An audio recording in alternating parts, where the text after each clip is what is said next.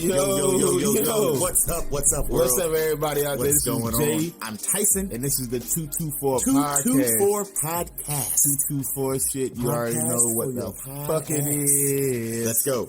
Let's hey, listen, man. How's your day so far, man? My day's been going great. It's early in the motherfucking morning. Yes.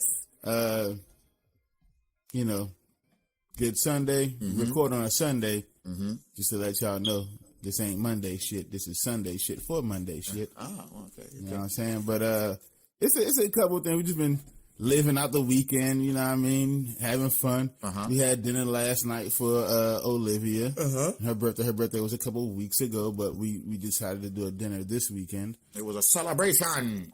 It was shit. We went to Chili's. Oh God, that was. Chili's sucks. I didn't want to go there, to be honest with you.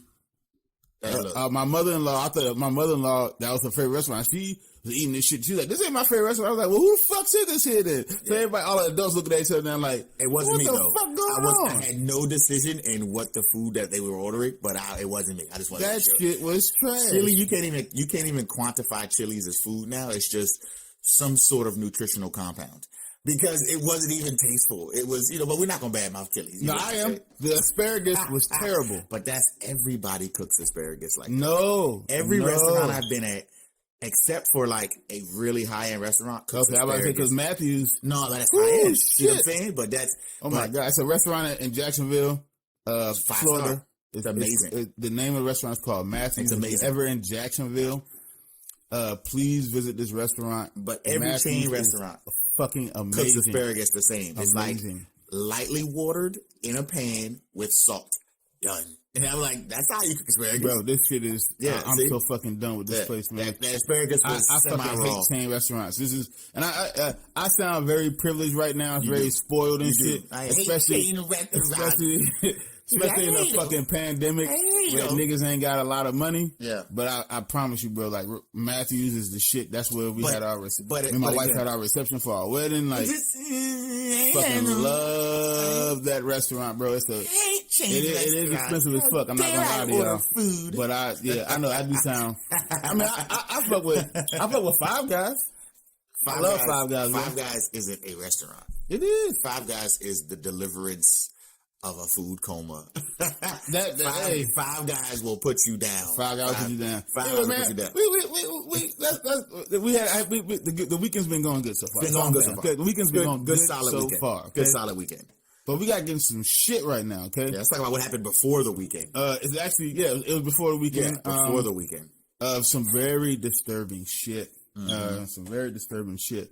If you haven't seen on social media by now, there's a Twitch streamer that goes by the name of Buckkerz. And Buckkerz the Fuckers. Yeah, Buckkerz the Fuckers. He was streaming Madden 21 and went into a fit of rage. Yeah. Now I can understand why he could go into a fit of rage. He's fucking playing Madden 21. Exactly. That shit would make you upset just turning that weak ass, trash ass game on. That's right. Madden 21 is trash. Madden 20 was trash. Madden 19 was trash. Madden 18 was trash. Madden 17 was trash. Madden 16 was trash. Madden 15 was trash. Also known as Madden 14 was trash. Madden 13 or Madden 25, because they both the same game, trash.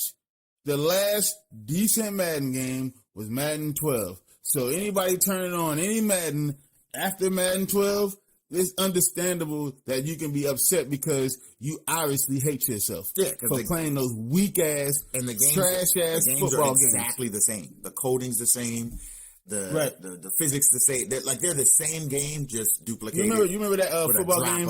Remember the last football game made by 2K Sports called All Pro Football 2K8? I remember that. It had Barry Sanders, Jerry Rice, and John Elway on the cover. Yep. But they couldn't use current players obviously because the NFL licensing agreement that EA has with the NFL.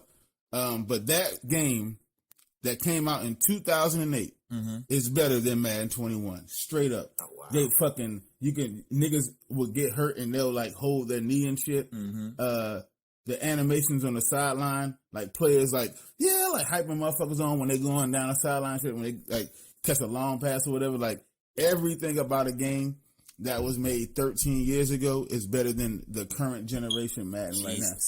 It is. That says a lot.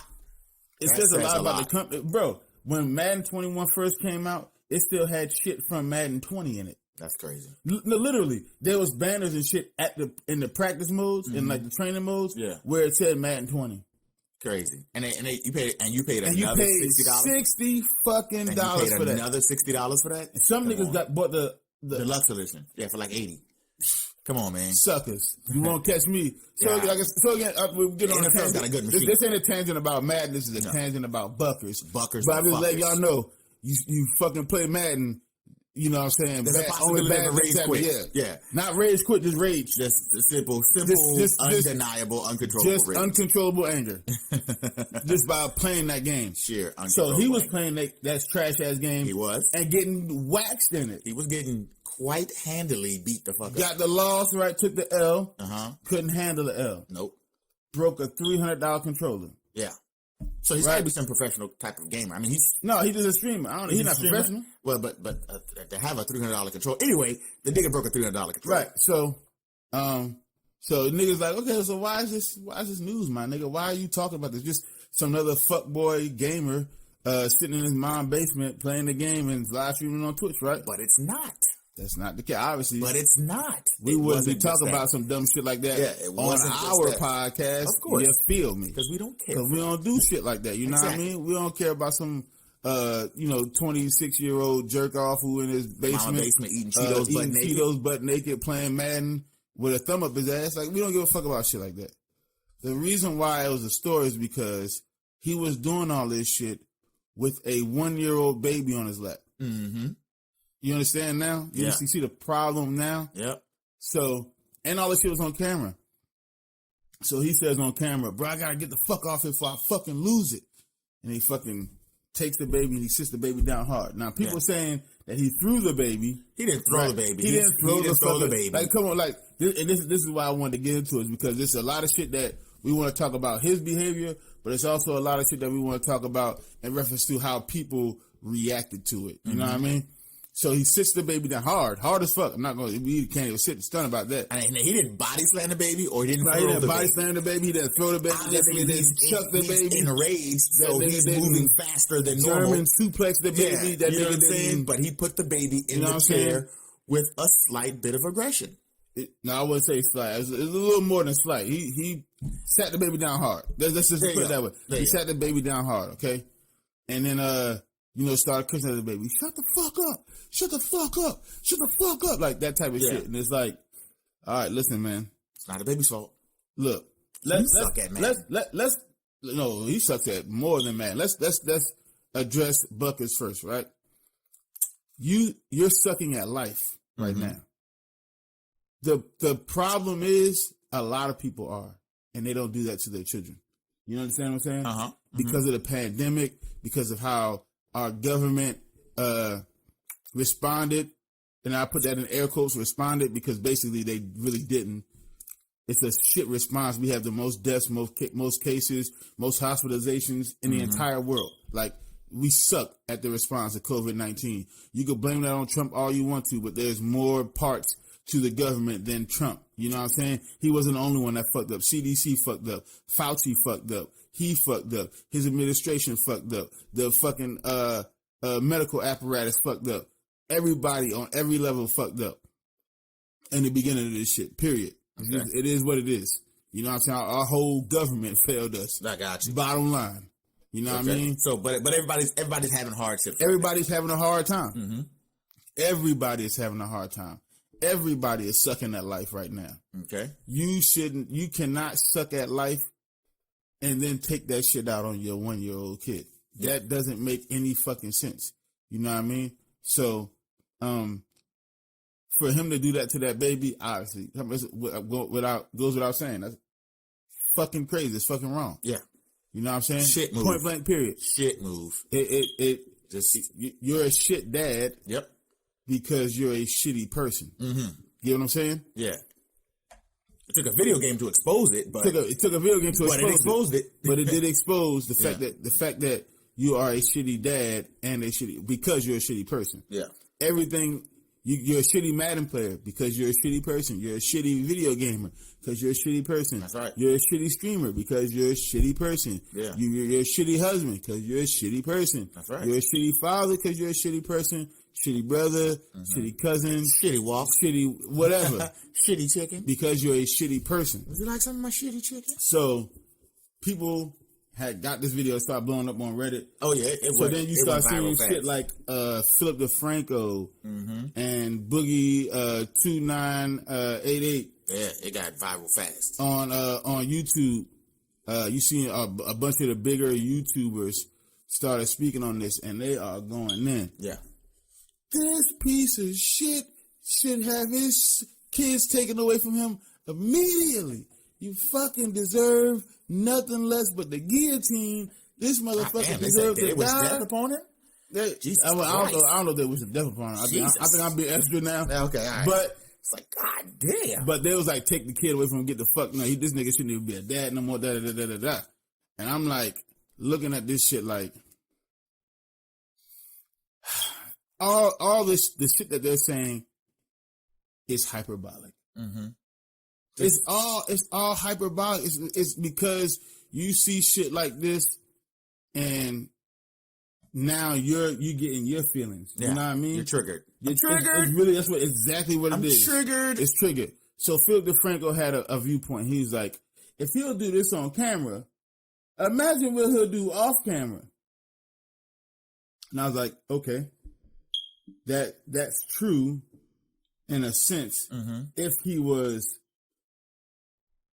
like being cognizant of the camera being like, I'm gonna look in this camera and I'm gonna still yell at this baby, motherfucker. No. Like he would like if he was looking at the camera and he wanted to do something to the baby, then he like slapped the baby like, oh wow, looking at the camera like this, like the baby crying or whatever. Then he was just like, and then just fucking slap the baby, like not really trying to slap the shit out of the baby, but just trying to force the baby to cry. Right? No, force the baby to shut up. Oh, okay. You know what I'm saying? Because the baby is crying, right? Gotcha. Like doing some shit on the slide, or maybe like on the slide, you can see in the camera, maybe he pinching the fuck out the baby or something like that. Yeah. Trying to cause pain to the baby, but doing it on the slide where it's like he don't think the camera sees it. See him, yeah. You know what I'm saying? That's then you can say shit like, he's some creep shit. Then you can say some shit like, then you can say some shit like, oh damn, he doing that on he doing that. Damn, what he do off the camera? Yeah, because he know the camera on. He like, I know I can't fuck with this baby, in a way that makes it seem obvious. So I'll pinch his foot. Yeah. You know what I'm saying? Yeah. You know what I mean? I'm pinch his baby fat. That's when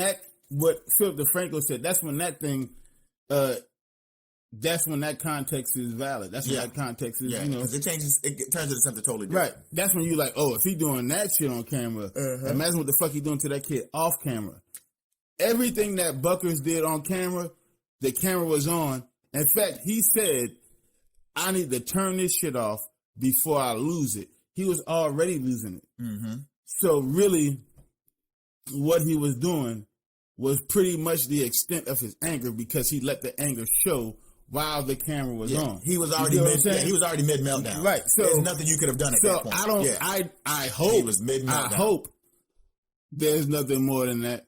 But from what I saw, I don't think there's any more to his blow up than that. Mm-hmm. Than just some rage baby. You know what I'm saying? That's what that is. I don't think he does any more than that. He knew the camera was on, and yet he still blew up like that. Yeah, and it wasn't like he wasn't throwing fists at the baby. Right. You know what I'm saying? He was basically what he was doing was he knew the camera was on. He still did that shit. So it's like whatever rage he had, whatever anger he had, it already exploded on camera. Yeah. You know what I'm saying? It wasn't like he was trying to hide the anger. Yeah. You get what I'm saying? Again, he already exposed the anger. Yeah. So I don't think it goes several layers. Really, it doesn't go really that much further than what it was. Again, like I said, it'd be one thing if he was fucking chopping the baby or some shit like that. And doing it, doing it in a way where he was trying to make himself like not seem like he was doing it. You know what I'm saying? Okay. It's like if you want to hurt somebody. Let's say somebody walking, you like, I'm gonna get this motherfucker. And you just trip a motherfucker like, oh shit, that's my fault, dog. You know what I'm saying? But you knew what you were doing before you went into it. That's when you would say there was so basically what you're saying is there was no premeditated anger. There was no premeditated anger. And again, I would get what Philip DeFranco said. Imagine what he does off camera if he does this shit on camera. Yeah. If this shit was premeditated. Yes. The fact that it wasn't premeditated means like that he was full meltdown. He was already meltdown. It just means that this nigga's a rage baby. That's all he is. Is a fucking rage baby. He had his moment. You know what I'm saying? You know, he didn't get his Apple Jacks. That doesn't make it right. Well, obviously, what he did was still all the way wrong. Of course. I'm just saying, motherfuckers make this shit seem like it's premeditated. Yeah, like he's abusing that baby. Not premeditated. Like, you know what I'm saying? This nigga is a fucking rage baby, and that's all. It really comes down to. So when you get people like Boogie and Philip DeFranco and other motherfuckers jumping on and saying, "Hey, we need to get his child away from him," what y'all are calling on now? And again, maybe it needs to happen. But what you're calling on now is for this family to be destroyed. Yeah, you're calling for family destruction. That's what you're calling on. You can't support that. Now you may say, I'm not calling on that. I'm calling for the child to be safe, right? And I understand that. I don't know what y'all talking about. That child was in no immediate danger. No. Maybe the child might have been in some danger. Again, we don't. The problem is no one knows the nuance of that situation. And the situation is the entire family dynamic, the household, the lifestyle, the everyday living. You need a social investigator to go in there and see what that's about. And a social investigator might not go in there and see everything, because sometimes social investigators have bias. So let's keep it a whole stack with each other. Yeah. You know what I'm saying? What people are reacting off of right now is one, emotion, and two, the reaction is better than the actual investigation. Yeah. You know what I mean? So it's easy to go on your platform, especially if you got a big platform, and react like that, because your fans will react the same way. The people who follow you all the time, yeah, that's right. And so it's this indignation of outrage. Like, I'm supposed to have this outrage when I see some shit like that. And it's like, yes, it upsets you. As a father, it upset me to see some shit like that. Yeah. But then you gotta understand, okay, let's before I just snatch this fucking kid about this family, we need to understand what's the everyday life of this child. Yeah. What do the parents bring to the table? Correct. Is he how's the environment? Yeah. What's the environment like? Yeah. Is he like this every day? What's the mom like? Yeah. You know what I'm saying? Like everything. But then again, also too, that's none of y'all goddamn business. Not none of my business. That's what I'm just saying. But I'm saying for whoever needs for to the social investigator, whatever. Because the fact is, you had it. It was on a live stream. The people coming for you, my nigga. It is what it is, Buckkerz. Yeah, they coming for you. But my thing, and that's your fault. My thing is this too, Jay. Like, people drop babies every day.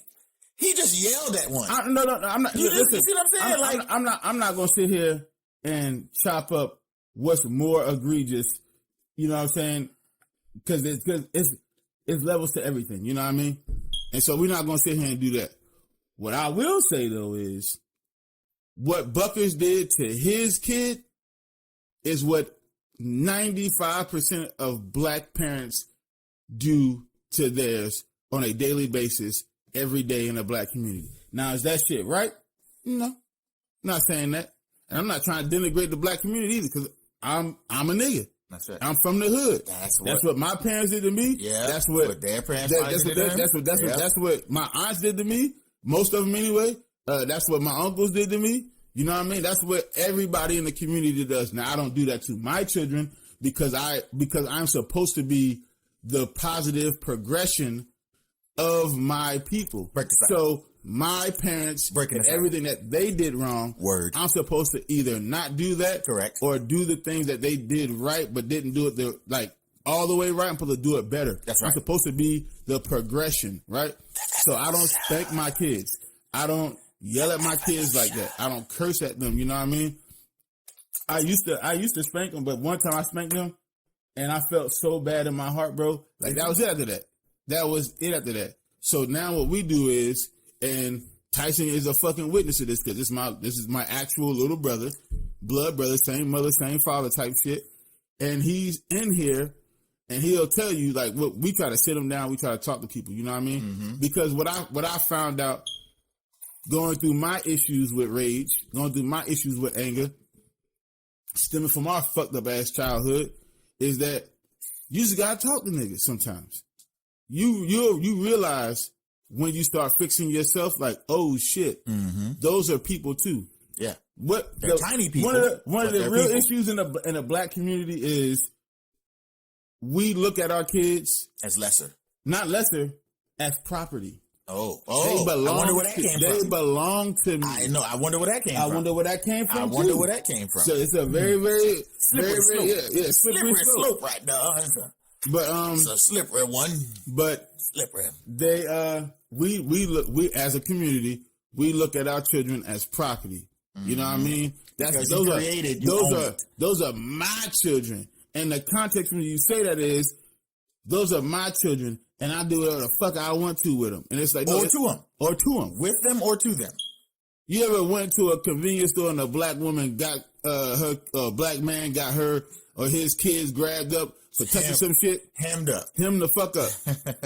For touching some shit they weren't supposed to be touching? And you look and you like, that's not the way you're supposed to do it. You ever say anything to him? You want to know why? Because you already know what time it is. You already know the fuck is coming. You come get some of that too. Bitch, I'll kill you too, motherfucker. That's what happened. I was just saying, you not. And so it's the young queen in the middle of the Walmart. It's a possession type thing. And once I learned that, kicking her in the head. Right, you shouldn't be kicking her in the head. That's all I'm saying. Not with some Skittles. So she didn't know better. Yeah, she didn't know better. She's 2, and so. Once you look past your shit, which is what I had to do many years ago, is look past my own shit. You start to realize that just because they're your children and you need to protect them and you need to guide them, it doesn't mean you have ownership over them. You're not lording over them, because the fact of the matter is none of them asked to be here. Mm-hmm. So it's multifaceted. It goes back to slavery. It goes back to the Bible and all this Christianity shit that was put on us. Cover. And because it's this, the children are supposed to worship the mother and the father. Well, they say honor, but when they say honor, they really mean worship. Ain't no worshiping. And it's like, bro, they didn't ask to be here. Yeah. Why the fuck should I worship my parents? I didn't ask to be here. Yeah. If they did a good job, I'm going to make sure for the rest of my life to make sure they know that they did a good job by me being the best person I can be because of what they've done for me and how they raised me. That's how you show your parents appreciation for what they did. Be a good person. Yeah. You know what I'm saying? I've always disagreed with the fact that I brought you into this world, I could take you out. Right. That all kind of because first of all, the night that you made me, you got more pleasure than I did out of the situation. Last time I checked, you had to bust a nut. Son. Somebody had a nut. Somebody had to bust a nut. Somebody had a nut. Now, if both people bust a nut, I don't want to know. I don't care. Thank you. But somebody had to. That's how this shit works. And if memory serves me correctly, all the nuts I've busted have been good ones. Yeah. So with that being said, is you have enjoyed the pleasure of making me, and bam, here I am. Yeah. Don't put me in debt already. Damn, you already won that up. Come on, what I'm saying. Don't put me in debt. That nigga said you won. That nigga said you won that up. Listen, I'm just saying. Right. So when you hear shit like, I brought you in this world, I can take you out. That's some real wild shit to tell somebody. Yeah. Because again, that's ownership. It's not like I created a sentient being. Yeah, no, not even that. I created a sentient being that is aware that it's its own thing. Yeah. I created it, but I can't destroy it now. Mm-hmm. It's here now. Yeah. Like they don't think like that. They just say, I brought you in this world, I could take you out. Like, why the fuck would you want to? Yeah. Why would you want so I'm just saying, if people like the Philly D's of the world and other large platform, other large YouTube creators or other creators who have these big platforms are saying shit like, this is discussing it. Yes, listen, all kind of crazy. Listen, shit, bro. Man. Listen, happens all the fucking time. And are you going to denigrate the entire black community? Are you going to say every single child in every black household in the entire black community should be now taken away? Because again, I'm telling you right now, the shit that happened in that stream with Buckkerz happens all the time. I'm not even gonna say. I'm not even gonna isolate it to black parents. I have seen multiple parents. I know. All parents get frustrated. I don't want to talk about some shit that I haven't lived, that I haven't experienced. Oh, I've experienced it. You know what I'm saying? So I've seen it with my own two eyes. I'm not saying like white people or Asian people or they get frustrated, Latin people or whatever. Don't do shit like this. I'm just saying from the experience I lived. I'm talking about everybody get red. Experience I lived. Yeah, I know for a motherfucking fact that every day in the super majority of black households in this country, in our society, the same society that most people would be like, this is the best society, we try to be better than that shit happens every single day. Worse, motherfuckers getting slapped across the head with frying pans. Motherfuckers getting beat with belt. Listen, nigga, we got beat. Listen, bro, my dad had a fucking weight belt. And if people are like, what the fuck is a weight belt? I'll tell you what a weight belt is. You ever seen motherfucking ESPN? The world's strongest man. You ever seen the world's strongest man competitions? Yeah. You see the belts that they wear? With all the Germans and the Swedes. Yeah, you see those giant, that's a weight belt, okay? That's a weightlifting belt. Right? Motherfucking the strongest man in the world. The mountain from Game of Thrones? Yeah, mountain. The belts that nigga be having on when he be lifting a car. Them belts. Several cars. Them belts. Yeah. My dad had one of those belts and then duct taped it. And he beat us with those. Not spanked, not whooped, beat, abused. We were abused with that type of belt. That is duct tape around it. It's a weight belt. It's at least 3 inches thick. And it got fucking duct tape wrapped around it. So it don't fray. So it don't fray. Okay, I'm sorry. So it don't move. Listen, no, you gotta laugh about this shit in order to not cry about it, bro. I'm letting you know right now. And so what I think. To hide it, right? So you wouldn't have access to it. Right, we used to hide this shit. He used to be looking around. Where the fuck that build at?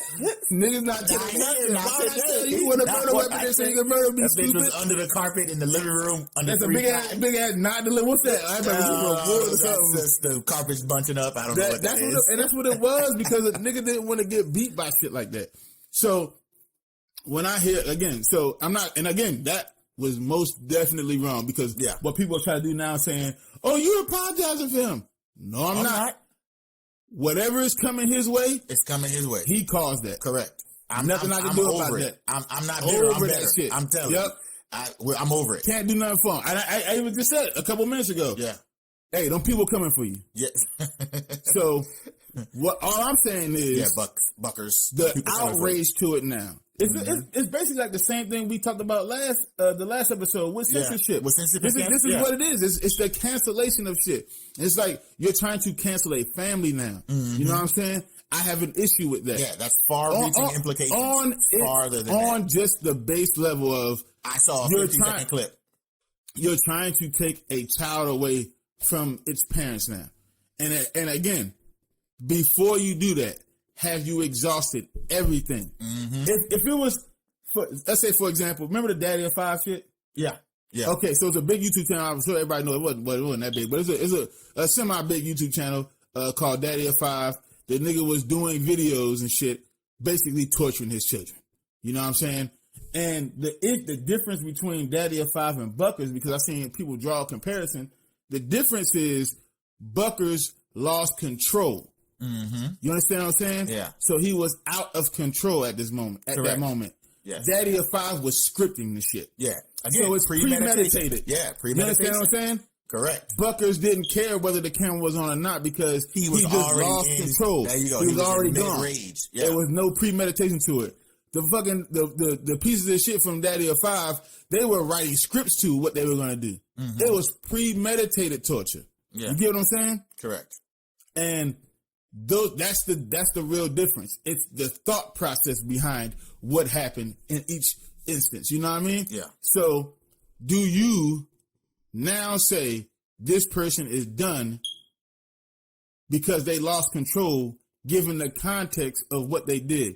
It's one thing you said, damn, I lost control and I killed somebody. Well, my nigga, that's murder, so you gotta go away. Mm-hmm. You know what I'm saying? Mm-hmm. But you can even still, depending on You can plead insanity. Yeah. You can plead insanity, yeah. or you get manslaughter. That's true.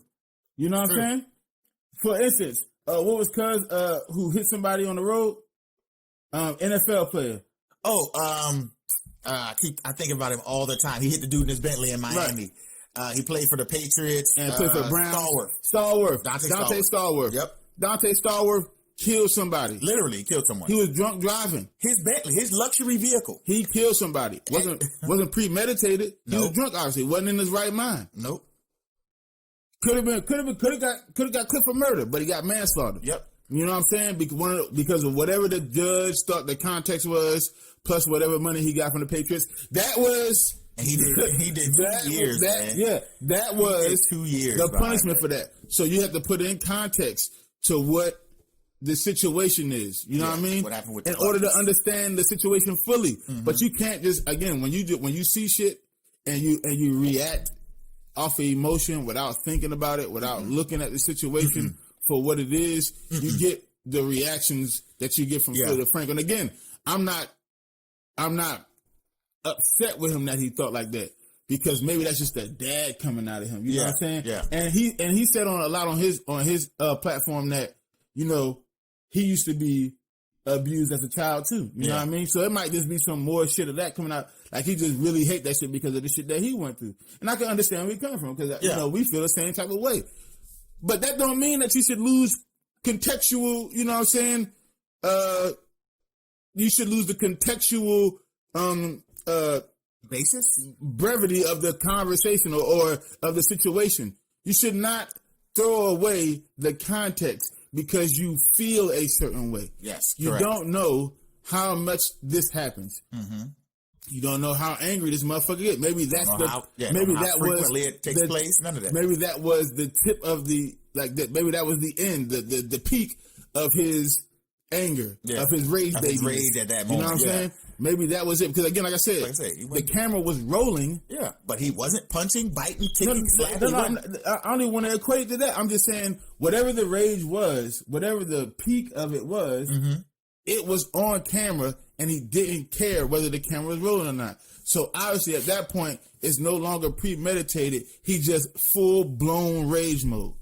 So it could be worse off camera, right? It could be worse off camera, but to me, contextually, because this shit was on camera and he still went into rage mode, I think that's closer to the peak of his anger than the context that other people was giving it was if he do this shit on camera. Imagine what he does off camera. It's like, no, he totally lost it. He fucking lost it. He's a rage baby. We get that. But now they're like, do you take the kid? I mean, think about this shit, bro. Yeah, we can't implode a family over somebody because you saw someone's anger. Okay. Like, you see people anger all the time. Like, you know, you pull up YouTube, people watch YouTube videos of people fighting, and you babies all around. It's you don't say, let's investigate the babies in this video. No. Right. You looking at somebody get uppercutted, and you're like, oh, he went down. Right? You see what I'm saying? So you saw his anger in that short. It's a whole fucking platform that has grown to notoriety based on fuck shit. It's called World Star Hip Hop. Correct. It's kids all over the place on that shit. Yeah. Where and motherfuckers are in full rage mode. Yeah. You fighting, see people stabbing motherfuckers and shit. Shooting people. Like, and y'all are not investigating no one's that. outraged by that investigating the babies in the World Star Hip Hop videos. Maybe it's because all of them, most of the people on there, niggas. Maybe I'm not saying that's what it is. I don't want to bring some race shit into, you know how people be doing the race shit. I'm just saying. I understand. But when it, you know what I'm saying? Little white babies hit differently. That's all I'm saying. Little white babies hit clearly differently. They do. Clearly little they do. white babies hit differently. That's all I'm saying. This shit again happens every motherfucking day in the hood, and nobody says nothing. I'm here to say it now. It's not right that shit happens every day in the hood. Oh, not at all. I'm just saying, if the outrage is let's take the baby from all together, period, we don't need any more context other than the fact that I saw him get angry. I saw him sit the baby down hard, and then I saw him tell the baby, shut the fuck up, shut the fuck up, shut the fuck up. Okay. That enrages me. If that's all you need for abuse. No. If that's all you need to take the baby out the household. Yeah. To put the baby in foster care. If that's all you need for the government to get involved and say, hey, we're taking the baby out of here. Because you can't yell at babies now. If that's all we need, then for y'all, so you can save other people, so you can save other children. Yes. You need to go to the black community because that and worse happens daily. Mm-hmm. And that's all I'm saying. But basically what I'm saying in that is keep the same energy. Mm-hmm. That's all. Keep the same energy. If that's what that is, keep the same energy for every child across the board. So they're gonna have a whole coalition out here of the moms against people yelling at children. And you know what? I'm fine if you do that. Macy. I'm Get fine. it? Macy. I'm fine if you do that. That's what they call it. I'm fine if you do that. If you keep the same moms energy. Against yelling now, at children. I disagree. Macy. I disagree because I just basically that. That's on me if that gets created. What you're doing I want my money. Is you're creating a world where we have now less and less context. Yeah. We have less and less critical thinking when it comes to situations. Because again, you take the child out the household, right? What's going to happen? Child's going to have to go into foster care, right? Yep. Because I think I think Buddy married, so the mom is there. They're not divorced or nothing like that. Mm-hmm. You know what I mean? So now the child goes into foster care. The mom and dad have to jump through all sorts of legal hoops to get the child back after the house has been safe. Foster care. Somebody else come pick the child up. No, I want this child to. You know what I'm saying? To go. How do you think the foster care system works? Actually, if you're asking for the child to be taken out of his custody, because again, the dude's, according to the story, the dude's married. You know what I'm saying? Being a good father and he's a husband. That dude's married, and I'm sure the baby is so young. You know what I'm saying? The baby's a baby. You know what I'm saying? One at the oldest 2. I don't think the baby 2. I think the baby like 1 or some shit like that. 14-month-old. Bam. I'm reading the story on the Insider right now as we going through it. 14-month-old. Baby 1 year old. Mm-hmm. So if the nigga's still married, we're going to go ahead and assume that the person he's married to is the mom.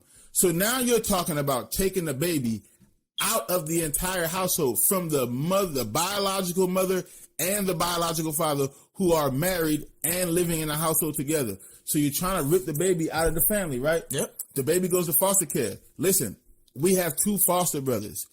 The foster care system is trash. It's not even. I was going to say it's a joke, but as I'm thinking about it, it's not even a joke. It's scary. Mm-hmm.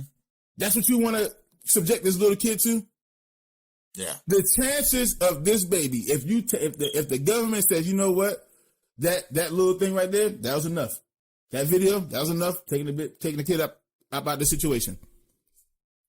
If you think that baby's just gonna get into the foster care system and then, I don't know, a month later, you know what I'm saying, get some nice family, white picket fence, and everything's gonna be all right for that kid. Wrong. Mm-hmm. That's not how this system works. Nope, not at all. Now, so let's put the actual context onto it, okay? The foster care system is shit. Period. It's not good. In fact, that kid will probably bounce around from household to household before it finds a more permanent home. All right? Don't know what households that kid will be bouncing around to. Don't know. But they could be safety issues. Trash.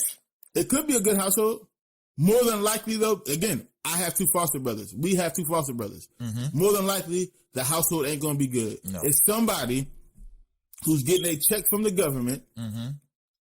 who's just taking these kids in simply for the check from the government. Yep. That's it. They do not care about that kid's safety. They do not care about that kid's well-being. Mm-mm. They do not care about where the kid came from and what's the triggers, what the kid been through, or nothing like that. The government gives that person or those people a check, and that's what they care about. Fuck everything else. So now that kid bounces around the households who just want to check. So they get somewhere more permanent. Now the kid fucked up. Now the kid even more fucked up than what it was before. You know what I'm saying? And they get to a household that's semi-decent, but still has maybe have a parent that's still like this. Maybe not to the same level, but to a lesser degree, but still has anger. Like, you don't know what that kid can go into. Mm-hmm. And that's real. That's the truth. That's real. Now, let's put another level of context onto it. how long the foster care process takes. It's a 14-month-old baby right now, right? Realistically, that baby might not see a permanent home until he's 3. Realistically, until he's 3. That means that kid would either be in the... But you're removing him from a real home, right. though. That would mean that kid would be in a foster care facility. Or the foster flux. Or it would what he just said, foster flux, which is bounce from one temporary household to the next until he's 3. 3. That's another year and a half, folks. You get what I'm saying now? Is it starting to sink in a little bit? Good. Now let's add the... But they'll say, I don't want that for the baby, but I want their safety. Of course you don't want that for the baby. But I want his safety. And of course we want the safety of the child too. But you have to put these things in context, which is why there's agencies that are supposed to come and do their jobs and investigate when you see situations like this to determine whether keeping the baby here is the best course of action and saying, hey, Dad, Mom, y'all need to go get some counseling. Yeah, get some anger management. Anger and shit like that. Or stop playing video games. Or stop playing Madden. Or definitely. Because Madden don't take you to counseling. Madden or don't put you in counseling. If the child actually needs to come out of there. And I'm not saying that the child doesn't need to come out of there, because maybe once you've investigated the situation, maybe that's what needs to happen. And if that's what needs to happen, get that baby the fuck out of there. We'll find, we are okay with that. And then we'll deal with whatever we have to deal with afterwards as a community. But to just call for that shit before any investigation is completely hyperbolic. And so now you add in another context, right? The world we live in now. You're talking about sending a 14-month-old baby to a foster care facility during the COVID-19 pandemic. You don't know how those facilities work now. You have no fucking idea how that works now.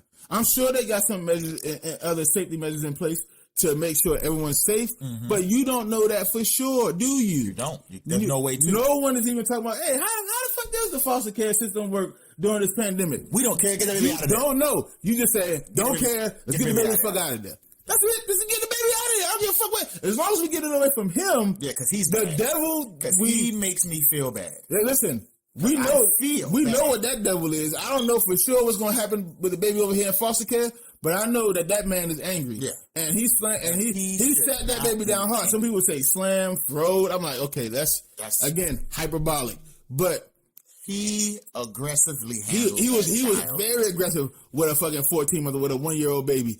That's fact. That's fact. We not debating that over here. Super aggressive towards a 1-year-old child, and you shouldn't be. It's a fucking 1-year-old baby. There's no way you should be aggressive towards a 1-year-old like that. What I'm saying though is that there's a deeper context and a deeper understanding of the entire situation. And before you have that context, maybe you shouldn't be like, let's yank the baby out of the situation. Let's get the baby out of that household so the baby can be safe. Let's send the baby to foster care or to a relative's house. Let's say send it to a relative's house. Who? They're married. The mother and father are married, bro. You are just going to make the situation worse. Here's this married couple who is a couple who had a baby. Because they had a baby. But the grandmama taking care of the baby now because Dad has you know what I mean? Because Dad got an anger issue. Plays e-games. Listen, that doesn't even sound right. That if it were me, if I was a social investigator, I'd look in the situation, and if it's just that, and if that's what it is, and I go through family history, I talk to neighbors, I talk to co-workers and everything like that, and this is it's not isolated. It's not this is one isolated event, but this is the peak of it. Yeah, it's the extent of how far it goes. Listen, court-ordered anger management. That's it. Court-ordered family therapy. That's right. Simple as that. And that'll be that. Because I'd rather go through that process of court-ordered anger management and court-ordered family therapy than to fucking yank the baby from the mother and father. And again, this is what I'm talking about. This the outrage shit. What you're doing is exactly what he did, where you lost control of your emotions, and then you started saying and doing shit outside of your control because you're emotional about how you feel about that baby going through that situation. Everybody was, but when I saw that shit, and the first one I saw it was on Philip DeFranco's show, and I was like, damn, man, that's crazy, bro. Like, why the fuck would he say that to that baby, man? That baby, I feel for that baby for real. But at the same time, as a father, I'm like, after I heard everybody saying, take the baby, I'm like, why, bro, don't take the baby yet. Yeah. Not, again, if the investigation, because it's going to be an investigation, it's too late. Somebody's coming on. They on your ass, bro. It's too much. It's bro, too much news. They're at your door, bro. It's too much news. Yeah, bro. The situation definitely calls for it. Yep. Regardless if it was this much, he get a knock at that door. Regardless if it was this much media attention on it, just the situation alone calls for Children and Family Services this to be investigated. I'm here to investigate some things. but come in, Meredith, please. But I'm telling you right now, you gotta investigate it first. Yeah, he's getting out. For everybody who's saying, sure, let's just cancel this motherfucker as being a father, it's like, bro, I'm telling you right now, there are worse parents, both mothers and fathers, in our community, the black community. True. Right now. And I'm only speaking on my community because I fuck with my community. You know what I'm saying? Yeah. I'm almost positive. Listen, it's motherfuckers who had kids who turned out to be. Casey Anthony is probably the worst parent I can think of. You know what I'm saying? She killed her baby, went to court, beat that, somehow became a celebrity, wrote a book about it, and monetized the death of her child. Yeah, the death that she caused. So again, that is America. Casey Anthony, that's America. Casey Anthony may be the Jesus of Karens. Yes, Casey Anthony may be the Jesus of Karens. You know what I'm saying? So I'm not even saying this shit don't happen in the white community or any other community. I'm just speaking on mine. Mm-hmm. I'm saying, and to be fair to the parents in my community, most of them are trying to do the best that they fucking can. Let me say that because I know I said a lot of shit that this shit happens in the black community without putting without putting more context to it. Most of them are trying to do the best that they can because of the situation that they have, and so sometimes anger does get the best of you. You know what I'm saying? You're human. You are fucking human. We get it.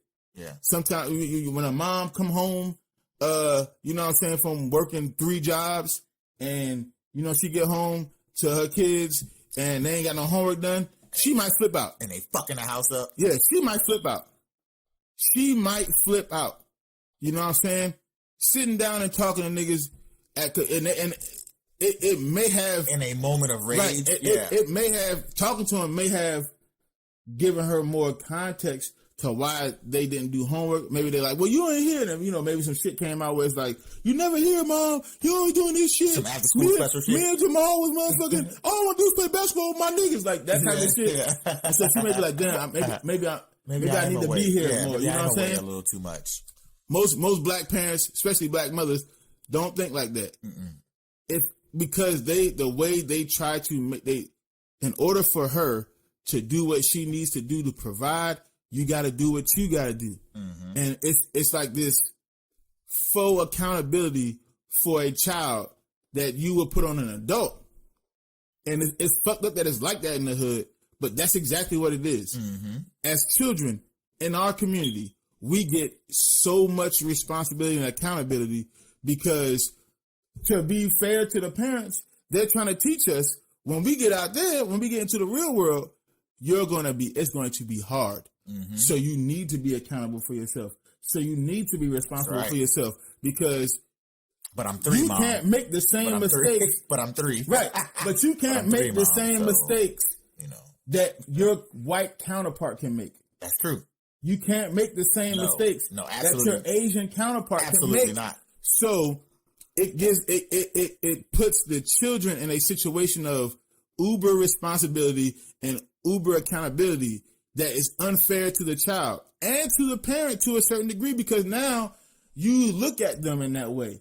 And then so when you come to the crib and she see homework ain't done, the dishes ain't clean, she just got off, she just worked the 3rd shift. Now her response is an adult response, which is anger and upset. Right. Motherfucker. You piece of shit, shut the fuck up. Like what Buckkerz did to his 1-year-old happens every single day in our community, in 90% or more of the households. I put that on everything I love. I put that on I put that on my brother's soul. That's on Jesus' flip flops. I put that on everything that it happens like this. And so what I'm saying is, if you're gonna say that and keep that type of energy for Buckkerz and his child, then if you care about kids that much, you might want to look into other communities and their kids. Or if you like, hey, that's just a white kid, I'm just gonna keep a white kid. Okay, fine. That's cool. Fine, but that's cool. Handle it. You know what I'm saying? Handle it. I'm just saying, to me, it just, the race seems like, because, you know, again, white babies hit differently. Patrice O'Neal had the motherfucking, he did it. He had the brain in the room. That nigga said, if I go missing, I'm gonna keep me a white baby on a keychain with me. That's how they gonna find a nigga. That's how they gonna find me. They gonna I may go down, but so is this white baby. Again, I'm not, because again, motherfuckers will conflate this shit and be like, well, you saying then that you don't care about this, and you piece of shit, the 224 podcast is a piece of shit because they're basically apologizing for this nigga. No, we're not. Are we? No, we're not. Are we? We already said the shit that's gonna come for this nigga is coming. And it's coming. Mm-hmm. And it's his fault. Yeah. And he deserves it. Yeah. Not because they should take the kid from him, but because he may need the push to make his household better. Mm-hmm. And sometimes you got to hit that bottom, just like any motherfucking alcoholic or drug addict, NA, CA, AA, whatever the fuck A it is, whatever anonymous it is, Cocaine Anonymous, Narcotics Anonymous, Alcoholics Anonymous, Bat Piss Anonymous, whatever the fuck it is. You know what I'm saying? Yeah, Bath Salt Anonymous. Oh yeah, you know what I'm saying? Yeah, whatever the fuck it is, heroin or not, whatever it is. The first thing, the very first step is admitting that you have a problem. Mm-hmm. Sometimes you don't see the problem until you look in the mirror. Mm-hmm. At this point now, it just so happens that the mirror is a fucking video. That's right. That's it. And so before you give him, because we live in America, right? It's America. America. This is America. Right? It's America. Yeah, it's America, right? Jack. America. Not America, it's America. And we speak American. All right? Okay? We speak American. Everybody deserves at least 1 second chance. Now, for the niggas who've been getting like 8 second chances, I don't give a fuck what happened to them. Lucky. But this is the first time I ever heard about this nigga. First time any of us ever heard about this nigga. Buckkerz deserves a second chance. He at least in our society, he at least gets 1 second chance. Well, he hadn't even had the opportunity to defend himself before. Don't matter. Before he descended upon him. He took all his social media down. That's what I'm saying. So he knew what was up. Yeah. That's what I'm saying. So the people out there understand that I'm not like on his side. He knew what was coming. Yeah. As far as the backlash is concerned, he knew what was about to happen. Yeah. After looking at the video and after coming out of his rage, he knew he fucked up. He knew that. That's why he erased all social media. It's not clear whether Twitch took the channel down or he took it down by himself. Yeah. The channel down. So he knew the shit was coming. You know what I'm saying? But that's after he got out of his rage. When the baby rage ended, that's when he was like, oh shit, I might have fucked up. So that may be the bottom. That may be the rock bottom for him. Like, I need to get my shit together. Mm-hmm. Fuck Twitch, fuck a Facebook, fuck a Twitter, fuck a Instagram, fuck social media. I need a new strand. I need to get my shit. Gotta get a new strand together. This hybrid's not working for me. Because he might actually love his kid, man. I'm pretty sure he does. And he might be like, listen, I could lose my kid over shit like this. Yeah. You know what I'm saying? That's the wake up call. And that's fact. You can lose your children over shit like this. Mm-hmm. So stop. Get some the Jordan meme. Hey, stop it. That's right. Get some help. Get some help. Just stop it. Just stop it. Just get some help. You know what I'm saying? But for all the motherfuckers who like, take it somewhere. Listen, let's not get our society to that point where we're antagonizing the separation or the destruction of a family. Yeah. Before we actually have to. That's right. You understand what I'm saying? Correct. Before we actually have to. Let's just give it let's get some more context out of it. Mm-hmm. Again, it's not good. The video, the kids shouldn't have went through that. We all agree on that. Yes. We all agree on it. And if he doesn't want to change, or if any investigation that's going to come sees more shit into it, and they like, listen, the kid got to be out of the situation. Then let them handle it accordingly. Then that's what. They will handle it accordingly. Tyson and Jay at the 224 podcast don't have any problem with that. Nope. I'm saying before it gets to that point, though, chill out with the fucking rip the baby from him shit. That's right. That's all we saying. Yeah. And you got anything else to say on that, bro? They calling for fire. Nah, but I'm good. No, I totally agree. All right, so we done on the Buckkerz shit, man. Hopefully there's a better ending to it. Hopefully that man can go see something about his anger. Mm-hmm. They can all together go to family counseling and become a better family unit, and then that baby can grow to be a better human being without being stuck in this moment and having this situation be the contextual base of his life. You know what I'm saying? Correct. You know what? If in the future Buckkerz is like, my son grew up, I'm gonna say, son, come here, I'm gonna put you on the sticks real quick. You see what I'm talking about? See what Matt do to you? This is what happened to me and you back in the G. Yeah, like, you be like, you know what, Pops? I totally understand. I don't want to play this no more. I don't play this no more. I totally understand. Man did this. Hey, but I love you. I will say right now, get Madden out your fucking households. Nothing good comes of Madden. Not in this current state. Not with EA. I understand. Nothing good comes from Madden. I understand the reason. Nothing good comes from Madden. So this shit is trash. That's all I want. Okay. I hope that happens. But if it can't, and the government has to step in and take the child out, then at least let the government come in and give us context on why they're doing that. Yeah. And if the context is legitimate, then there ain't nothing else we can say about it. Hey, listen, you caused that on yourself. You and your wife caused that on yourselves. But let it at least give it that chance to get more context from it. Yeah. Don't just call for the separation and destruction of a family before you have any real context other than one 28-second video. So that's all I'm saying. That's true. So what else we got, my nigga? We got about the lying ass Dems and the stimulus checks. We gotta talk about, you know what I'm saying, about them releasing the stimulus check, promising 2,000, but only signing over the original 1,400. Biden did that his very first day after inauguration. I'm gonna buy me some Malcolm X glasses. What is that? What? Because sometimes I need to get on my soapbox and tell niggas I told you so. Yeah, well, look, but they got to be willing to listen in order for you to tell them that. I told you so. Fuck that. I told y'all niggas so. Yeah. I said it to y'all niggas. I told y'all niggas. Uh-huh. I said it to y'all niggas again. See? I sung it to y'all niggas. I did say that. I yelled it at y'all niggas. I told y'all niggas. Yeah. We said, if you think Joe Biden is going to lie less than Trump, if you think Joe Biden is going to be a better president than Trump, if you think anything will change under Joe Biden that is a certain way under Trump, not only are you lying to yourself, but there may be something wrong with you mentally.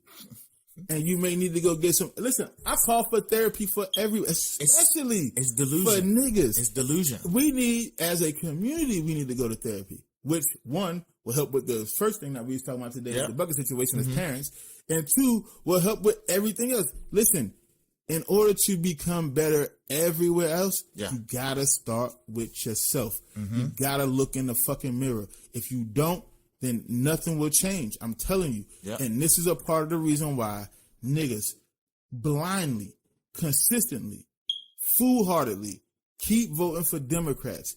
Because it's like, well, that's what my mama did. That's what my daddy did. That's what my uncle did. That's what the fuck I'm gonna do. Stop. The niggas in Georgia came out in droves and turned Georgia blue for the first time in decades. Yep. To go vote for them Democrats so they can get the majority. Yeah. You know what I'm saying? Which they don't. They have, the Senate is split 50-50. But they do have a majority because Kamala Harris. I didn't want to hear that. Schumer cucking like a Schumer cucking. We're not even gonna get into that shit. But he's cucking like a fuck, man. I hate that. We're not even gonna I've never even heard that before. The Democrats. That's not even. Even when they win, they can't wait to lose. Yeah. They want to lose so bad. They're so subservient, but it's. We're not even getting to that right now. What we're talking about is these checks. Right. That Joey B done signed out to y'all. And part of the reason why the Dems won is because Joseph Biden went to Georgia. President-elect Joseph Biden went to Georgia. Not anymore. He's president. I'm saying at the time he was president-elect. President-elect, He went to Georgia before the vote happened. He went to Georgia and it was like, y'all need to get out and y'all need to go vote because listen, this is what's gonna happen. We're gonna do this. We're gonna do this. We're gonna do this. We're gonna do this. We're gonna do this. Joe went out there and said, "I need to vote for my nigga." And one of the things that he said he was gonna do was listen. They stalled y'all out on those $2,000 checks. I'm not going to. If you vote us in, and we get that majority, we're gonna get you the relief that you need. He said it plain as day. Yeah. He said it. It's video. We're gonna get you the relief you need. The Republicans are blocking the money. Right. I, as your president, that's the first thing I'm going to do on my first day in office. I'm going to get you the relief you need, that you so desperately need, that all Americans so desperately need. You want to hear the line that before he was even inaugurated, he sent out a plan. We did a podcast on this shit. Yeah. The plan was $1,400 checks. Sir.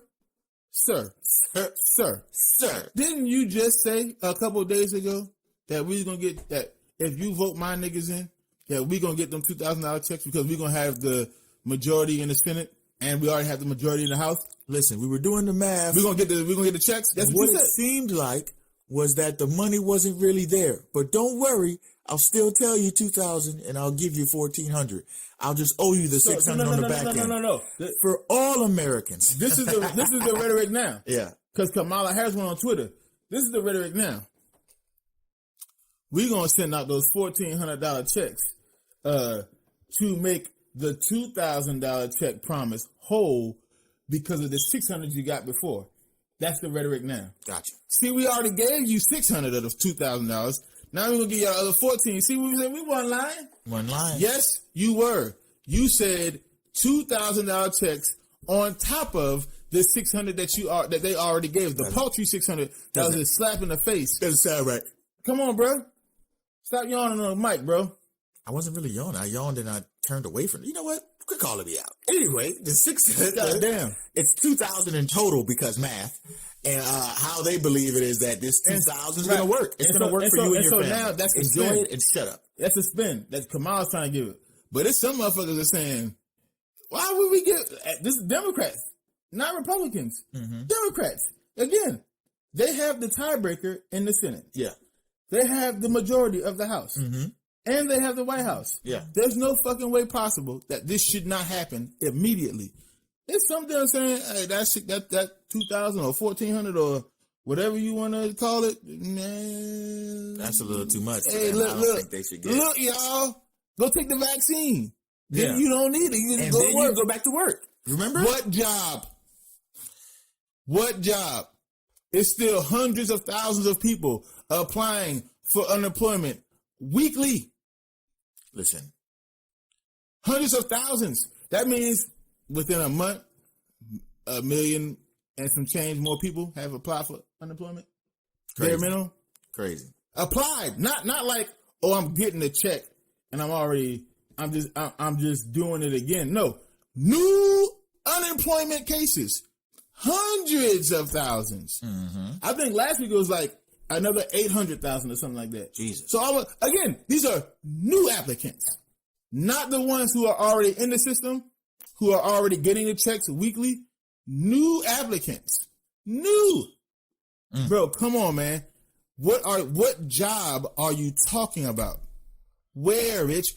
Where? Well, you can't have my job, but what you can go do is like, you can go pick up trash on the side of the highway for $10 an hour, and your family will be supported. And you know what? You're contributing to the American dream. You're a good little American, and we thank you, and we were thinking about you when we created this $2,000. My plan also calls for $15 an hour minimum wage federally. Over the next 7 years, because $15 an hour is the living wage. Do you know what $15 an hour is a year? 30 grand.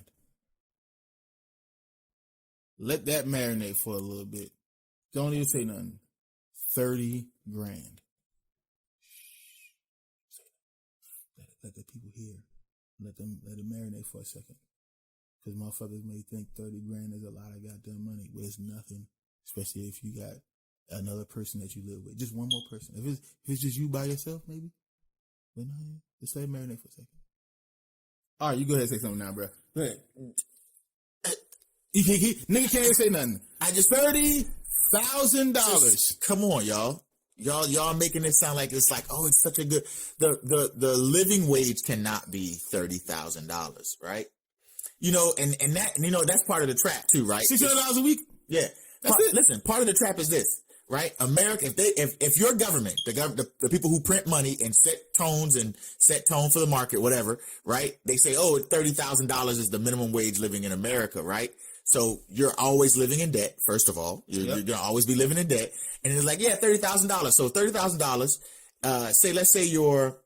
Let's say your rent is, I'll say $800. It's $800 rent. Right? You live in an apartment, like a maybe 2-bedroom apartment, just a decent apartment. Not, nothing. Just a little apartment. $800. Right. So that gets you. Oh, and we just talking about places that aren't like, we're not talking New York, LA, Philly, Chicago, Atlanta, Houston. Yeah. The metro cities. We're not talking none of them shits. Oh, those your rent for a 1-bedroom, 350 square foot studio apartment might be somewhere in between $3,000 a month and life. Yeah, you have to actually give blood to live there. You gotta pay life. Yeah. How much does that apartment cost again? It costs life. Yeah, okay. What the fuck does that mean? Yeah, well, we need a sacrifice. We need something to the Illuminati for you to sit for here you to live here. in this apartment. We need what is it like on American Horror Story every month? I need the death of an innocent. Yeah, I need the death of an innocent for you to live in this apartment. You want to live in this 1-bedroom? You want to live in this studio apartment on the Upper East Side? You got to give me a fucking sacrifice every month. Correct. I'm sorry. So you know what? I'm gonna bump it up to about $1,000. Let's say your expenses a month are $1,000. That's $12,000 a year that you're paying in expenses. That's rent, car note, whatever, and you're making $30,000 a year. Ladies and gentlemen, do the math. How much money is that left over? Yo, how much money is that left over? 8,000. You got 30,000, right? 800 a month times 12, right? Yep. That's $9,600. Basically, let's say a third of your motherfucking salary has to go to where you live, just the way you live, Mm-hmm. Then groceries. Yep. Then gas. Yep. Then car insurance. Then medical expenses. Then health insurance, or whatever medical expenses you have. So you might not even be able to get medical insurance. Correct. You know what I'm saying? Then you got to talk about the car. That's the insurance for the car already? Yeah, you're saying insurance. Okay, so the car note, because gas in the car note, you might have a car note. Yeah. You know what I'm saying? Bro. You got to buy furniture for the apartment. You got to buy furniture for the apartment. Your utilities. Needless to say. So, you ready for this? Yeah. All of this is before taxes. Uncle Sam didn't even come get his cut yet, and you know he coming to get it. Hey, because he on the first. I know I said $15 an hour minimum wage, but I still need mine. That's right. So if you think about it, right, you're really only surviving on somewhere between maybe what's in your pocket, right? What you could take home and do whatever else you want to. You're really only surviving between $12,000 and $15,000 a year, and I'm being generous with the $15,000. Right. Anywhere between $12,000 and $15,000 a year on $15 an hour minimum wage. That's what you're going to survive on. That's what you got, and they talking about 15 is the working wage. They said the living wage. The living wages. Joe, I want you to be sure. The top 30 in Joe Biden's family are not making $15 an hour. No, flat out. I don't even care if they like, this is my cousin whose name is Buckkerz, and Buckkerz, all he do all day is sell weed and smoke weed. Buckkerz is making more than $15 an hour a day. I guarantee you that. I bet my salary on it that he's making more. I make more like a living wage, and I understand.